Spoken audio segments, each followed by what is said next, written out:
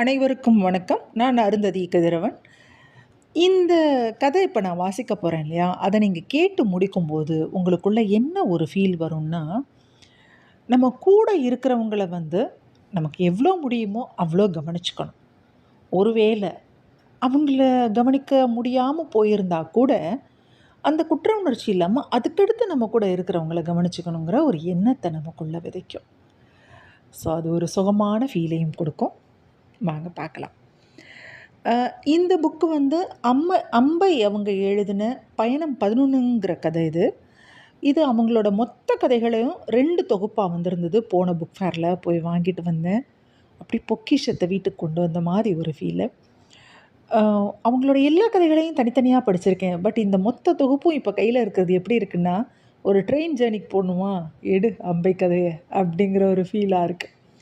திருப்பி திருப்பி படித்தா கூட கண்ணு முன்னாடி அந்த காட்சிகளை கொண்டு வர்றதுனால நம்ம படித்து முடிச்சுட்டு நிமிர்ந்து பார்த்தோன்னு வைங்களேன், டைம் போனதே தெரியாது. ஒரு 6 ஹவர்ஸ் ட்ராவல் நம்ம ட்ரெயினில் பண்ணோம்னா 4 ஹவர்ஸ் ஓடி போயிருக்கோம். ஸோ அது ரொம்ப சுகமான ஃபீலை கொடுக்கும். இப்போ இந்த கதையை பார்க்கலாம். இதில் ஒரு பொண்ணு, அந்த பொண்ணு டெல்லியில் ஒர்க் பண்ணுறாங்க. அவங்களோட அம்மா அப்பாலாம் பெங்களூரில் இருக்காங்க. அவங்க பார்க்க வரேன்னு சொன்ன உடனே அவங்க அம்மா என்ன கேட்டிருக்காங்களோ அதெல்லாம் வாங்குறதுக்கு கரோல் பார்க் மார்க்கெட்டுக்கு வந்திருக்காங்க. அம்மா கேட்டிருந்த இளம் பச்சை கம்பளி நூலும் அவளுடைய தோழியின் குழந்தைகளுக்கான ஆயத்த உடைகளும் கரோல் பார்க் கடைகளில் அலைந்து வாங்கியாகிவிட்டது. அப்பாவுக்காக ஷர்ட் துணி எடுக்க கடைக்கு வந்தாகிவிட்டது. கண் முன்னால் கடை சிப்பந்தி துணிகளை பட்பட்டென்று எடுத்து போட்டு விரித்தார். அவங்க அப்பா நல்ல ஆஜானுபாகு, அரைக்கை ஷர்ட் தான் அணிவார். இவங்க குழந்தைங்களா இருந்தப்போ அவங்க அப்பா அலுவலகம் கிளம்பும்போது கோட்டு போட்ட ஒன்று, கமலோ சந்திரோ அப்படின்னு குரல் கொடுப்பார். இதுக்காகவே காத்திருந்த மாதிரி இந்த குழந்தைங்க 2 பேரும், அக்காவும் தம்பியுமா ஓடி ஆளுக்கு ஒரு பக்கமாக நின்றுட்டு அந்த கோட்டோட கைக்குள்ளே தங்களோட சின்ன கைகளை நுழைச்சி அந்த சுருண்டு மேலே போயிட்டு அந்த ஷர்ட்டோட அரைக்கைகளை பிடிச்சி இழுப்பாங்க. ஷர்ட் இழுக்கிறதுங்கிறது உங்களுக்கு பிடிச்ச ஒன்று. இது நடந்து முடிஞ்சோடனேயே அப்பா கிளம்புவார். அவர் கிளம்பும்போது அம்மா உள்ளேருந்து நிதானமாக கதவு பக்கத்தில் நின்றுட்டு, நிதானமாக போங்க அப்படின்னு சொல்லுவாங்க. தோட்டக்கதவை திறந்து அவர் போகிற வரைக்கும் பார்த்துட்டே நிற்பாங்க. மாலை அவர் திரும்பி வந்தோடனே அவரோட கோட்டையும் ஷர்ட்டையும் தனித்தனி ஹேங்கரில் போட்டு அந்த மரத்தாங்கியில் மாட்டி வைக்கிறது அம்மாவோட வேலை. இப்போ கடை சிப்பந்திக்கிட்ட வரும். அந்த பொண்ணு சொல்கிறாங்க, பாலிஸ்டர் டெரிக்காட்டு எதுவும் வேண்டாம், காட்டன் போதும் அப்படின்னு சொல்கிறாங்க. ஏன்னா அவங்க அப்பாவுக்கு பருத்தி உடை தான் பிடிக்கும். அப்பாவுக்கு பிடிச்ச கலர்னால் அது நீளமும் இளம் பழுப்பும். அந்த துணிகளை தேர்ந்தெடுத்து அப்பா மாதிரி யாராவது இருக்காங்களா, ஏன்னா அளவு கட் பண்ணணும்ல, அதுக்காக பார்க்குறாங்க. அப்போ கல்லாவில் உட்காந்துருந்த கடைக்காரரே கிட்டத்தட்ட அப்பா மாதிரியே இருந்தார், அந்த சைஸு. ஸோ அந்த கடைச்சிப்பந்திக்கிட்ட அவரை சுற்றி காட்டி, இந்த 2 பீஸ்லையும் அவரளவுக்கு அரைக்கை சைடு ஷர்ட் தைக்கிறதுக்கு வெட்டி கொடுத்துடுங்க அப்படின்னு சொல்கிறான். அவரும் வேக வேகமாக வெட்டிட்டு, எங்கள் டெய்லரே தப்பாரு மேடம் அப்படின்னு சொல்கிறாங்க. நான் அந்த பொண்ணு சொல்கிறான், இல்லை இதை நான் பெங்களூரில் தான் தைக்கணும் அப்படின்னு சொல்லிட்டு 2 துணி துண்டுகளையும் ஒரு பிளாஸ்டிக் பையில் போட்டு வாங்கிக்கிறாங்க.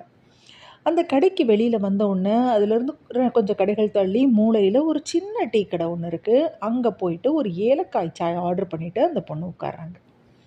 கைகளில் இருக்க பையை பார்த்த உடனேயே அந்த கடைக்காரர் ஏற்கனவே பழக்கமானவருங்கிறனால ஊருக்கா அப்படின்னு சொல்லி கேட்குறாரு. ஆக்சுவலாக ஹிந்தியில் எப்படி கேட்பாங்கன்னா காவ் அப்படின்னு கேட்பாங்க. காவுனா கிராமம்னு அர்த்தம். ஆக்சுவலாக டெல்லியில் எளியவர்கள், அதாவது இந்த நடைபாதை வியாபாரிகள், சின்ன கடைகள் வச்சுருக்கவங்க, இவங்க எல்லாருக்குமே ஊபியிலையோ பஞ்சாப்லேயோ பீகார்லேயோ ஆந்திராலேயோ தமிழ்நாட்டிலையோ ஒரு துண்டு நிலமும் வீடும் அவங்களுக்காக காத்துட்ருக்கோம். கோடை விடுமுறை வந்த உடனே இவங்க எல்லாருமே கிளம்புவாங்க. அது கிளம்புறதே படு ஜோராக இருக்கும். எப்படின்னா, சோகன் அல்வா, காசி அல்வா, தூத் பேடா, பஞ்சாபி உடைகள், நைலான் புடவைகள், அதோட அழகாக இருப்பது என் குற்றமல்ல, மேடும் பள்ளங்களும், மனிதனாக இரு, இயற்கையை காப்பாற்று, வாசகங்களுடன் கூடிய நடைபாதையில் வைக்கிற டிஷர்ட்டுகள், கர்நாட் பிளேஸ்லேயும் கரோல் பாக்லேயும் பெங்காலி மார்க்கெட்லேயும் அலைஞ்சு வாங்குவாங்க, எல்லாத்தையும் ஊருக்கு எடுத்துகிட்டு போகிறதுக்காக. அப்போ அந்த டீ கடைக்காரர்கிட்ட அந்த பொண்ணு ஆமாம் அப்படின்னு சொல்கிறா. ரொம்ப தூரமா அப்படின்னு கேட்குறாரு. ஆமாம் பெங்களூரு அப்படின்னு சொல்கிறா. அப்போ ஏலக்காய் வாசனையோட சாய் வருது. பக்கத்துலேயே சுட சுட பஞ்சாபி சமோசா பெரிய வாணலியில் பொரிச்சிட்ருக்காங்க. ஒரு சமோசாக்கு சொல்லிட்டு அது வந்த உடனே அதை விண்டு பச்சை சிவப்பு சட்டியில் முக்கி எடுத்து சாப்பிட்டுட்டே அந்த சாயையும் பருகுறாங்க. அம்பையோட நீங்கள் மேக்ஸிமம் கதைகளில் இந்த சாயை பற்றி அவங்க கண்டிப்பாக எழுதியிருப்பாங்க. இந்த மாதிரி சமோசாவை பற்றி எழுதியிருப்பாங்க. சாயினா அது ஒன்று ஏலக்காய் சாயாக இருக்கும், இல்லைன்னா பட்டை லவங்கம் தட்டி போட்ட தேநீராக இருக்கும். அது படிக்கும்போதே நமக்கு நிச்சயமாக நமக்கும் குடிக்கணுங்கிற ஒரு ஆசை வரும். நானும் குடிப்பேன். ஸோ இப்போ மறுநாள் கிளம்புறதுக்கு பயணச்சீட்டு பதிஞ்சாயிடுச்சு. நீண்ட பயணங்கிறனால ரயிலில் படிக்கிறதுக்கு 2 பெரிய புத்தகங்களை எடுத்து வச்சுக்கிட்டாங்க அந்த பொண்ணு. அவங்க வரப்போகிறத அவங்க அப்பா அம்மா 2 பேருக்கும் தனித்தனியாக ஃபோன் பண்ணி சொல்லியாச்சு. அப்போ தான் அவங்க அம்மா என்னென்ன வாங்கணும்னு பட்டியல் கொடுத்ததுனால இதெல்லாம் வாங்கிட்டு ரெடி ஆகுறாங்க. ஆனால் அவங்க அப்பா கடந்த 5 வருஷமாக தனக்குன்னு எதையும் வாங்குறதையே நிறுத்திட்டார். முன்னாடியே பார்த்தீங்கன்னா வருஷத்துக்கு 3 தடவை தான் ட்ரெஸ் வாங்குவார். ஒன்று தீபாவளி, இன்னொன்று பொங்கல், இல்லைன்னா பிறந்தநாளுக்கு. அதுக்கப்புறம் அதையும் குறைச்சிட்டாரு. யாராவது விசேஷம்னு கொடுத்தா அதுக்கு அவரோட கமெண்ட்டு, 80 வயசாகி போச்சு, பொட்டுன்னு போயிட்டா உடுப்பெல்லாம் வீணாக போயிடும் அப்படின்னு சொல்லுவார். இதை நினச்சிட்டே அந்த பொண்ணு சாயை குடிச்சு முடிக்கிறா. அதுக்கப்புறம் சாயாவுக்கும் சமோசாவுக்குமான பணத்தை கொடுத்துட்டு ஆட்டோவில் ஏறுறா. இப்போ பெங்களூர் சேர்ந்தாச்சு. அங்கே என்ன நடக்குதுன்னா, ஷர்ட்டு துணிகளை கையில் கொடுத்ததுமே, இது எதுக்கு அப்படிங்கிறாரு அப்பா. ஆனால் அவள் சொல்கிறா, இருக்கட்டும்ப்பா, நான் இருக்கிறப்பவே தச்சிடலாம் அப்படிங்கிறா. அத்தனை தூரம் போகணுமே அப்படிங்கிறாரு. ஏன்னா அப்பாவுக்கு ஷர்ட் தைக்கணுன்னா எம்ஜி ரோடு வரைக்கும் போகணும். அங்கே ஒரு பெரிய தையல் கடை, அது ஆங்கில பெயரோடு இருக்கும். ஆனால் நடத்துகிறவர் கேரளாக்காரர் ஜேம்ஸு. இந்த பொண்ணோட அப்பாவும் மலையாளி. ஸோ அதனால் இவர் போனாலே 2 பேரும் மலையாளத்தில் பேச ஆரம்பிப்பாங்க. இவர் கல்யாணத்தப்போ தான் அவங்க அம்மா தமிழுங்கிறதுனால அவங்க வீட்டுக்கு போயிருக்கும்போது சுதந்திர சங்குன்னு ஒரு பத்திரிக்கையோட பேரை எடுத்து அவர் சுதந்திர சங்கு அப்படின்னு வாசித்ததை சொல்லி சொல்லி சிரிப்பாங்க. அவங்க அம்மா அவங்க அப்பாவுக்கு எழுதுகிற கடிதங்கள் எல்லாமே விவரமாகவும் வேதனைகளோடையும் மகிழ்ச்சியோடையும் மனச்சோர்வு எல்லாத்த பற்றியும் தமிழில் தெளிவான தமிழில் இருக்கும். ஆனால் அவங்க அப்பா எழுதுகிற பதில் கடிதங்களில் அன்பு நிறைஞ்சிருக்கும், அதோட சொற்பிழைகளும் அப்படின்னு அம்மா சொல்லுவாங்க. அப்பாவை காட்டிலும் அந்த ஜேம்ஸ் எங்கள் இளையவரானா இருந்தால் கூட அப்பாவை பார்த்தோன்னே உற்சாகமாகிடுவார். ஸ்பெஷல் காப்பி வரவழைச்சிட்டு ஊர்க்கதை, அரசியல், நண்பர்கள் பற்றின பேச்செல்லாம் நடக்கும். அதுக்கப்புறம் தான் ஷர்ட் பிட்டே வெளியில் வரும். அப்பாவோட அளவு, அவருக்கு என்ன மாதிரி இதுன்னு சில தைச்சா பிடிக்கும் எல்லாமே அந்த ஜேம்ஸுக்கு தெரியும். தைக்க கொடுக்க போகிறதும் சரி, தைக்கிறத வாங்குறதும் சரி, 2மே உற்சாக பயணங்கள் தான் அப்பாவுக்கு. இதெல்லாம் யோசிச்சுட்ருக்கும்போது அப்போ சொல்கிறான் அவங்க அப்பாட்ட, போகலாம்ப்பா, நான் கூட்டிகிட்டு போகிறேன் அப்படின்னு சொல்கிறான். 7-8 வருஷமாக போகலை அப்படிங்கிறாரு அவங்க அப்பா. போகலாம்ப்பா, ஆட்டோவில் போகலாம் அப்படின்னு சொல்கிறான். மாலை கிளம்ப தயாராகிறாரப்பா. ஆட்டோவை அவள் கூட்டிகிட்டு வந்தோடனே அதில் ஏறி உட்காந்துட்டு ஊர் எப்படியெல்லாம் மாறி இருக்குன்னு பேச ஆரம்பிக்கிறார். எம்ஜி ரோடில் ஆட்டோ நுழைஞ்சதுமே கடை இருக்குமோ இல்லையோன்னு அவருக்கு ஒரு சந்தேகம் வேற வருது. இவன் ஆட்டோவுக்கு பணம் கொடுத்துட்ருக்கும்போதே அவர் வேகமாக இறங்கி போய் ஜேம்ஸுன்னு சத்தமாக கூப்பிட்றது இவளுக்கு கேட்குது. இவள் உள்ளே போகிறதுக்குள்ளே அங்கே என்ன பார்க்குறான்னா, அந்த ஜேம்ஸ் சேட்டா எப்படி இருக்கீங்க அப்படின்னு கேட்டுட்டு காப்பிக்கு ஆர்டர் கொடுக்குறாரு. தனக்கு ஒரு காப்பி சர்க்கரை இல்லாமல் அப்படின்னு சொல்லிட்டு, டயாபெட்டிஸ் வந்துருச்சு சேட்டா அப்படின்னு சொல்கிறாரு. அப்போது இந்த பொண்ணை பார்த்தோன்னா அவளுக்கு குளிர்பானம் தருவிக்கிறாரு. 2 பேரும் காப்பியை குடிச்சிட்டு மலையாளத்தில் பேச ஆரம்பிக்கும்போது இந்த பொண்ணு அவங்களுக்கு ஒரு ஸ்பேஸ் கொடுத்துட்டு தள்ளி உட்காந்து கவனிச்சிட்ருக்கா. அப்போ என்ன பேசுகிறாங்கன்னா, 10 வருஷம் இருக்குமா? இல்லையே, 8 வருஷம் முன்னாடி வந்தனே, என் தம்பி யூஎஸ்லேருந்து வந்தப்போ வந்தேன்ல, மறந்து போயிட்டியா? ஆமாம்மா, ஞாபகம் இருக்குது. கடை இருக்குமோ இல்லையோன்னு கவலைப்பட்டேன். இன்னும் 5-6 வருஷம் இருக்கும் சேட்டா. அப்புறம் மேலே கையை காமிக்கிறாரு ஜேம்ஸு. ஏன்? பையனுக்கு பிடிக்கல, அவன் இன்ஜினியரு, இது கேவலமா, கடை 1 கோடிக்கு மேலே போகும். நான் மேலே போட உடனே இதுவும் போயிடும். அப்படி சொல்லாத ஜேம்ஸு, அதானே நிஜம். என்ன பண்ண முடியும்? உங்கள் தம்பி அமெரிக்காவிலேருந்து என்கிட்ட சூட்டு தைச்சாரு. லேட்டஸ்ட்டு சைடில் தைக்கலையா? கையில் கத்திரிக்கோலை பார்த்தாலே கத்துறான். அவன் குழந்தைகளுக்கெல்லாம் ரெடிமேடு தான். சரி விடு, அந்த வெங்கட்ராமன் ரிட்டையர்டு அக்கௌண்ட்ஸ் ஆஃபீஸர் வந்தாரா எப்போவாவது அப்படின்னு 2 பேருக்கும் காமனாக தெரிஞ்சவங்கள பற்றி இப்போது பேச ஆரம்பிக்கிறாங்க. அப்போ ஜேம்ஸ் சொல்கிறாரு, என்ன சேட்டா, அவர் போய் 5 வருஷம் ஆச்சே. அப்படியா, எனக்கு தகவலே வரல. ஆமா சேட்டா. என் ஷர்ட்டு தைக்க குடுத்துருந்தாரு. வாங்கவே வரல. ஃபோன் போட்டதும் அவர் மகளோ, மருமகளோ, அப்பா போய் இது 10வது நாள்னு சொன்னாங்க.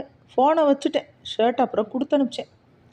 அப்ப இந்த பிடபிள்யூடி குமாரசாமி, அவருக்கு அதையே வேற சேட்டா. இங்க இருந்தாரா, டெல்லியில மகனோட போயிருக்கிறதா ஏற்பாடு. எல்லார்கிட்டயும் சொல்லியாச்சு.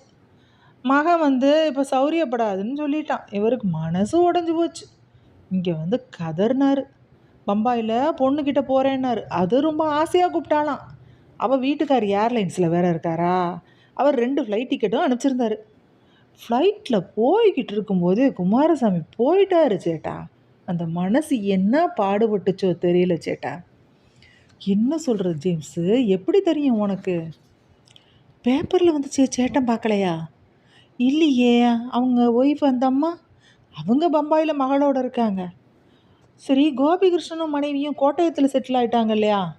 தொடர்பே இல்லை இப்போ எனக்கு. அந்த அம்மா போன மாதம் வந்துட்டு போனாங்க பேரனுக்கு சட்டை தைக்க. இங்கே மகளை பார்க்க வந்தாங்களாம். அப்போ கோபி? அதை ஏன் கேட்குறீங்க சேட்டா? யாரையோ பார்க்க 2 பேருமா போய் சுனாமியில் அகப்பட்டுக்கிட்டு 1 வாரம் ஹாஸ்பிட்டல்ல இருந்து அந்த கோபி போயிட்டாரு. இந்த அம்மா புடச்சிக்கிட்டாங்க. ஐயோ! ரகுராமன் கதை இன்னும் மோசம் சேட்டா. என்னவோ வேகமாக பரவுற கேன்சராம். 3 மாதம் ஆள் அவுட்டு. எந்த ரகுராம? சேட்டா மறந்து போயாச்சா? உங்கள் சிநேகிதர் ராஜேந்திரனோட வேலை செஞ்சவர். நீங்கள் 3 பேரும் ஒரு தடவை ஒரே கலரில் ஷர்ட் தைக்க கொடுக்கலையா? ஓ ஆமாம், ராஜேந்திரன் தான் கலிஃபோர்னியா போயிட்டாரே. ஆமாம், அங்கேருந்து ஒரேடியாக போயாச்சு. என்னது? ஆமாம், அதை சொல்ல தான் ரகுராமன் இங்கே வந்தார். இந்த பக்கம் வந்தப்போ கடைக்கு வந்து சொன்னார். அது என்னவோ உங்களை கூப்பிட்டாராம். யாரும் ஃபோனை எடுக்கலையாம். 6 மாதம் கழித்து அவர் மகன் இங்கே வந்தப்போ தான் ரகுராமனே க்ளோஸுன்னு தெரிஞ்சுது. ஒருத்தர் கூட இல்லாமல் போயிட்டாலே ஜேம்ஸு. சேட்டா, உங்கள் சகபாடிகள் அத்தனை பேரும் போயாச்சு. நீங்கள் திடமா இருக்கீங்க. வாங்க சொல்லுங்கள், என்ன ஷர்ட்டு தைக்கணும்? இவள் துணிகளை எடுத்து கொடுக்குறா. டெல்லியில் இருக்கியாமா? நல்ல துணி தான். அப்பாவோட அளவு எல்லாம் என்கிட்ட இருக்குது அப்படின்னு சொல்கிறாரு. சீக்கிரம் வேணும் ஜேம்ஸ் அங்கிள். அதுக்கு என்னம்மா, 2 நாளில் தந்துடுறேன். அப்பாவை பத்திரமா கூட்டிட்டு போ. ஒரு கல்யாணம் பண்ணிக்க கூடாதா? மாப்பிள்ளை பாருங்களேன், பண்ணிக்கிறேன். ஓ, நல்ல தமாஷு அப்படின்னு சொல்லிட்டு சிரிச்சாரு ஜேம்ஸு. இப்போ அப்பாவும் மகளும் வெளியே வந்து ஆட்டோ பிடிச்சி அமர்ந்திருக்காங்க. ஆட்டோவில் போகும்போது அப்பா மௌனமாகவே வர்றாரு. கப்பன் பார்க் பக்கத்தில் வண்டி திரும்பும்போது இவ கையை தொட்டு என்ன சொல்கிறாருன்னா, ஒரு ஷர்ட் மட்டும் தைக்க கொடுத்துருந்தா போதுமோ என்னமோ அப்படிங்கிறாரு மெல்ல. நரம்பு புடைத்த அவர் கையை தன் கையில் வைத்துக்கொண்டு அவரை பார்த்து புன்னகைக்க முயன்றாள். எப்படி பிடிச்சிருக்காங்க பாருங்க கதையை. இந்த கதையை படித்து முடிக்கும்போது காட்சிகள் அத்தனையும் அப்படியே ஒவ்வொரு சீனும் கண்ணு முன்னாடி வரும். அதுலேயும் ஃபைனலாக இந்த இது, அந்த நரம்பு புடைச்ச கையை கையில் வச்சுருக்கிற ஒரு பொண்ணு நம்ம கண்ணு முன்னாடி உட்காந்துருப்பா. அது நம்மளா கூட இருக்கலாம். இதிலேருந்து எனக்கு தோன்றுறது என்னென்னா, எங்கள் அப்பா இருந்த வரைக்கும் ரொம்ப என்னால் வந்து போய் வந்திருக்க முடியல. அப்போ எனக்கு பசங்களும் சின்ன பசங்க, அதோட நான் ரொம்ப தூரத்தில் கல்யாணம் பண்ணி வந்ததுனால கவனிக்காமல் விட்டுட்டணுங்கிறது எனக்கு இப்போவும் தோணும். ஆனால் அம்மா இருக்காங்க, அவங்கள கவனிச்சுக்கணுங்கிறது இந்த கதையை வாசித்த உடனே மனசுக்கு புரிஞ்சுது. அப்படி ஒரு சுகமான ஃபீலை வந்து எனக்கு இந்த கதை கொடுத்தது. எந்த ஒரு கதை மனசில் இருக்கிற ஒரு நல்ல உணர்வுகளை தூண்டுதோ அது ஒரு அற்புதமான கதையாக இருக்கணும். ஸோ அந்த விதத்தில் அம்பையோட இந்த பயணம் 11 நான் வாசிக்கிறத கேட்கும்போது உங்களுக்கும் ஒரு நல்ல ஃபீல் வந்திருந்தா இந்த சேனலை சப்ஸ்கிரைப் பண்ணுங்கள். கதையை வாசிச்சும் பாருங்கள். நன்றி.